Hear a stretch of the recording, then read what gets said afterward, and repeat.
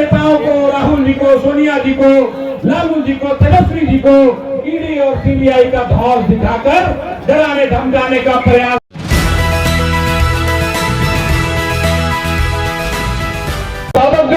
नौजवान साथी, माताएं एवं बहनों, मैं तो बक्सर की धरती से आया हूँ आपके बीच में और सिर्फ एक अपील करने के लिए आया हूँ कि आप सबों के बीच से, आप सबों के घर से, आप सबों के गांव से हमारे यहाँ जाकर के लड़ने वाले पंडित अश्विनी चौबे जी को दो बार बक्सर की धरती से विजय कराने का काम वहाँ की जनता ने किया था, लेकिन भारतीय जनता पार्टी के द्वारा उनका जो अपमान किया गया वो फूट कर सोशल मीडिया पर टीवी पर लोए।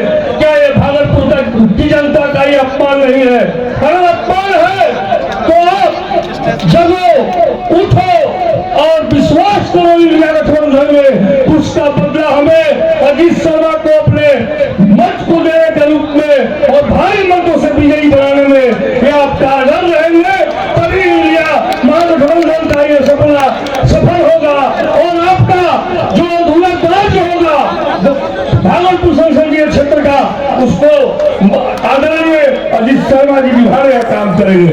बहुत साथियों ने निश्चित रूप से लोकतंत्र की बात कही, निश्चित रूप से बेरोजगारी की बात कही, निश्चित रूप से किसानों की आर्थिक तंगी की बात कही।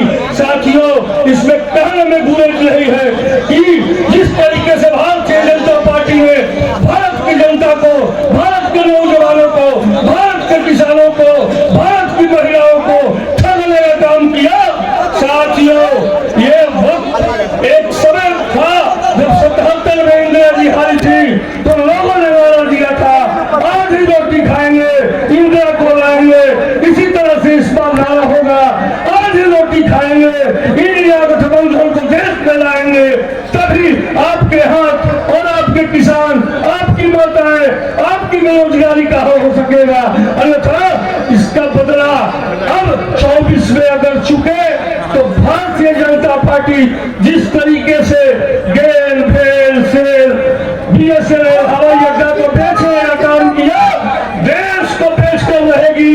साथियों, ये संकल्प लेने का समय है कि हमारे युवा साथी बड़े भाई अजीत शर्मा जी को अपना बहुमूल्य वक्त हाथ के पंजा छाप पर देकर भारी मतों से विजय बनाने का काम करेंगे। इन चंद शब्दों के साथ तमाम इंडिया गठबंधन के साथियों को, कार्यकर्ताओं को, नेताओं को मेरा सुप्रणाम। ये चुनाव नहीं चुनौती है और इस चुनौती का सामना आपको करना है। इसके लिए खड़ा तो आपको होना होगा। अजीत शर्मा जी ने नामांकन किया, लेकिन इस नामांकन को एक एक उपस्थित लोगों को अपना नामांकन मानना होगा, तब जाकर के यह काम बनेगा। और आपकी चुनौती में सहयोग देने के लिए, भागलपुर के चुनाव की चुनौती में सहयोग देने के लिए हमारे सम्मानित अध्यक्ष अखिलेश बाबू, विधानमंडल के नेता भाई शकील साहब, इस नॉमिनेशन सभा में भागलपुर के सम्मानित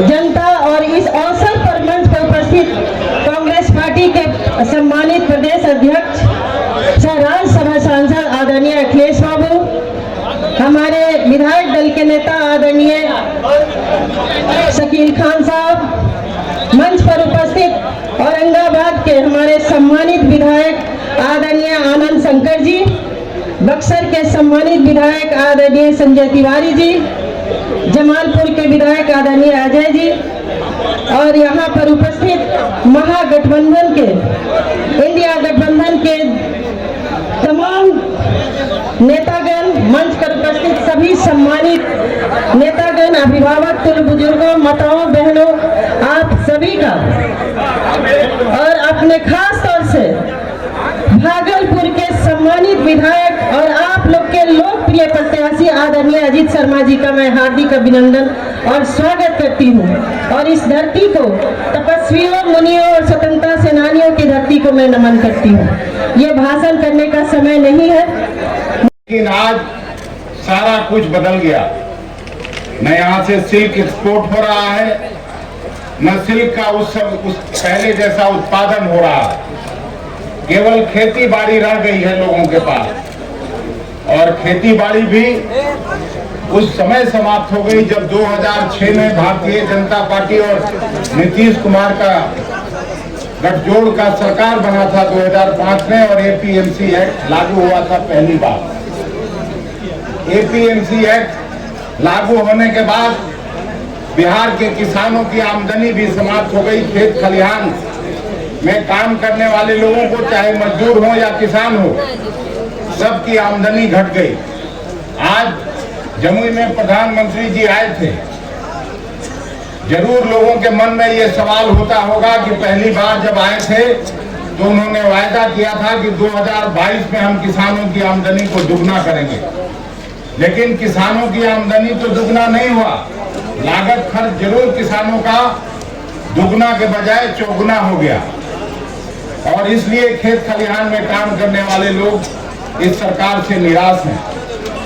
सबसे बड़ी समस्या इस सरकार में जो मैं देखा हूं, मैं 1 दशक से ज्यादा मेरा देश के पार्लियामेंट में काम करते हुए हो गया, और ये जब मेरा कार्यकाल समाप्त होगा तो 17 साल मेरा पार्लियामेंट में काम करने का अनुभव हो जाएगा। विधानसभा में भी मैं पहले काम किया हूं, लेकिन ऐसी सरकार मैं कभी देश में देखा नहीं जिसमें महंगाई चरम पर हो। गांव में और घर में काम करने वाली मां बहनों से पूछा जाए उनकी क्या हालत है। गरीबों के थाल से दाल और सब्जी गायब है, फिर भी आज महंगाई की बात ये सरकार नहीं करती। बेरोजगारी दर में बांग्लादेश, पाकिस्तान और श्रीलंका से भी भारत ऊपर चला गया, फिर भी उसकी कोई बात नहीं करता। आप पत्रकार साथी यहाँ बैठे हैं, यूपीए 1, यूपीए 2 की सरकार मनमोहन सिंह जी के नेतृत्व में थी। आप उनसे सवाल पूछते थे, और हर साल एक बार मनमोहन सिंह जी आते थे प्रेस के सामने और अपनी उपलब्धियों की चर्चा करते थे, अपने नाकामियों की चर्चा करते थे आपके साथ। जब कभी विदेश जाते थे, मुझे भी याद है उनके सरकार में मंत्री बनने का अवसर था, पूछते थे और उनसे सवाल करते थे। भारतीय जनता पार्टी के लोग, भूदेव चौधरी जी बैठे हैं, इमरजेंसी की बात सब लोग करते हैं, लेकिन इमरजेंसी के दिनों में भी, इंदिरा जी के जमाने में जो भी अखबार के एडिटर लोग थे, इमरजेंसी के विरोध में एडिटोरियल लिखना छोड़ दिया था, लेकिन बाकी पन्नों पर इमरजेंसी के खिलाफ रोज अखबार में खबरें छपती थी। आज किसी अखबार को, किसी मालिक को यह हिम्मत है कि मोदी जी के खिलाफ कुछ लिख दे, टीवी चैनल पर कुछ दिखा दे, जो दिखाएगा उनकी नौकरी जाना तय है। जो लिखेगा उनको एडवर्टीजमेंट मिलना उसी दिन से बंद हो जाएगा। ये ऐसा दौर है जब जमहूरियत, जनतंत्र और संविधान तीनों पर खतरा है। आजादी के बाद पहली बार मैंने देखा कि देश में एक तरफ चुनाव की घोषणा हो जाती है, फिर भी दिल्ली के मुख्यमंत्री अरविंद केजरीवाल को बंद किया जाता है। चुनाव घोषणा के ठीक पहले बगल का हम लोगों का राज्य झारखंड के मुख्यमंत्री को बंद कर दिया जाता है। कहने का मतलब ये, लालू यादव और तेजस्वी यादव पर ईडी और सीबीआई के छापे पड़ते हैं। जो भी इस सरकार से सवाल करेगा उसका आवाज बंद करने की कोशिश हो रही है। तो क्या इस देश की जनता, भागलपुर की जनता इस बात को स्वीकार करने को तैयार है कि देश में जमहूरियत नहीं रहे, जनतंत्र नहीं रहे और देश का संविधान जो बाबा आम्बेडकर ने लागू किया था 1952 में, क्या उस संविधान के अनुसार देश नहीं चले? मैं 5 साल तक मैं भी लगातार राज्यसभा में काम करता हूं, पार्लियामेंट में काम करता हूं। मैं तो उनको कभी चेहरा से भी नहीं पहचान पाया। मैं कभी देखा नहीं किसी अखबार में कि कोई भागलपुर की समस्या को उठाते हुए। इस बात के सांसद हो आप, और जिस पार्टी से हैं, माननीय मुख्यमंत्री जी के बारे में हम क्या कुछ कहना नहीं चाहते हैं। हम लोगों के वरिष्ठ हैं, लेकिन वो किस अवस्था में चल रहे हैं वो भी सब आप समझते हैं। भागलपुर क्या, पूरा बिहार का लोग समझता है। और ऐसी परिस्थिति में कभी भी सही फैसला हो नहीं सकता है। तो उनसे अगर गलती हुई उसी उम्मीदवार को फिर से उतारने का, तो मैं आपसे अपील करता हूं, जनता की अदालत में उस फैसले को ठीक करने का समय आ गया है। और आप अजीत बाबू को मजबूती से आशीर्वाद देके, दुआ देके देश की संसद में अपनी आवाज बनने का मौका दीजिए, अपना रिप्रेजेंटेटिव बनाने का मौका दीजिए।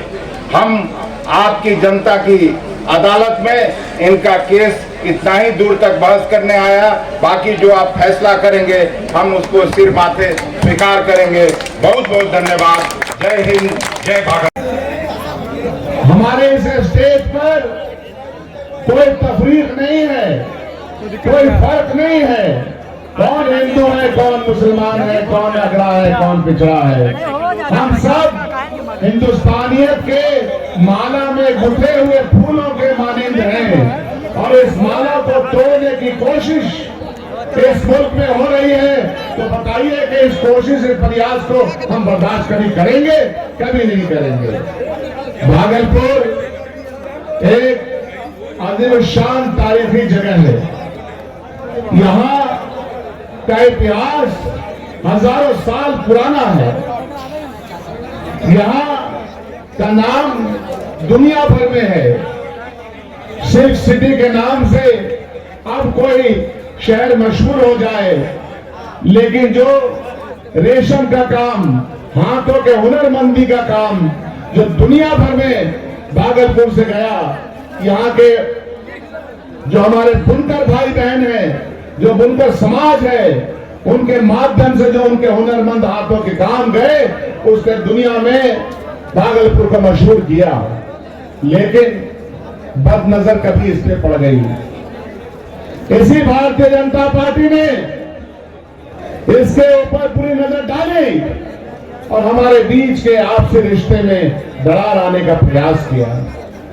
लेकिन कांग्रेस पार्टी ने मिलकर के ये कोशिश की है, पूरे हिंदुस्तान में भी कोशिश कर रहे हैं और बिहार और भागलपुर में भी ये कोशिश में है कि ये जो गुलचे के मानिंद हमारा चमन गुलिस्तान है, ये बना रहे ताकि इस मुल्क में जो सबको जीने का अधिकार है, जो सब आपस में तरक्की अगर होनी है तो कांग्रेस के हाथों होनी है और कांग्रेस की पॉलिसीज के माध्यम से होनी है। इसीलिए हमने भागीदारी व्यवस्था लाई है अपने मैनिफेस्टो में। पूरे देश में कांग्रेस पार्टी ने कहा सामाजिक न्याय की लड़ाई का मतलब यह है कि सभी समाज को एक स्थान मिले, सभी समाज को इज्जत मिले, सभी समाज को लेकर यह भारतीय जनता पार्टी हमारे आरक्षण को छीनना चाहती है। प्राइवेट इंस्टीट्यूशन को मदद करके सरकारी नौकरियां नहीं रहेंगी। रेल अगर बिक जाएगा, रेल बिक जाएगा, तो ये जो पिछड़े अति पिछड़े दलित समुदाय को, भाइयों को जो आरक्षण मिल रहा है वो आरक्षण नहीं मिलेगा। इसीलिए मैं ये कहना चाहता हूं, चारों तरफ से हमले हैं आपके ऊपर। इन हमलों के खिलाफ हम सब लोग को मिलकर एक धर्मनिरपेक्ष पार्टी और गठबंधन के साथ, और मैं भागलपुर को जानता हूं, भागलपुर में आपने सबको अगर मिला लिया, ये हमारे जिला अध्यक्ष जमाल भाई हैं, अकेले नहीं हैं, पूरी कौम साथ में है। पिछड़ा वर्ग का हमारा एक साथी था, चुनाव लड़ना हमें अलग बात है, परवीन कुशवाहा वो भी आएंगे, आकर के सबके बीच में हमको प्रचार करना पड़ेगा, करेंगे, क्योंकि हम सब लोग मिलकर के गठबंधन में, और लेफ्ट पार्टी के तमाम यहाँ मेंबरान मौजूद हैं, राजद की पूरी टीम मौजूद है, ये सारे जनता दल तो है ही, हमारी जो पूरी ताकत है, सारी ताकत मिलकर के हम जो हमारा फैसला है पार्टी